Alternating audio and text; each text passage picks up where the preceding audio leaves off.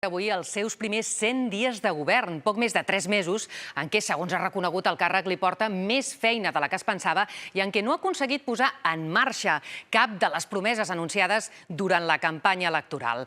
La seva polèmica gestió li ha passat factura i Trump té ara menys suport dels nord-americans que quan va prendre possessió del càrrec.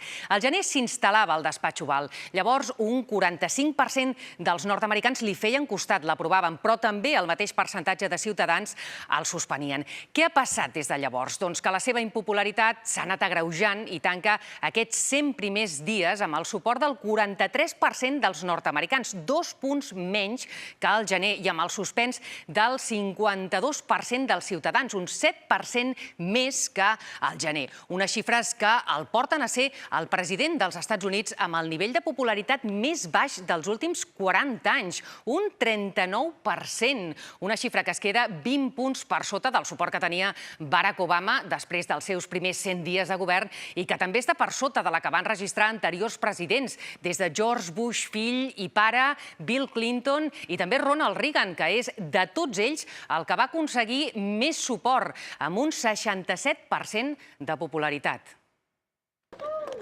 Trumpisme, doctrina confusa que s'articula al voltant de l'eslògan Amèrica primer.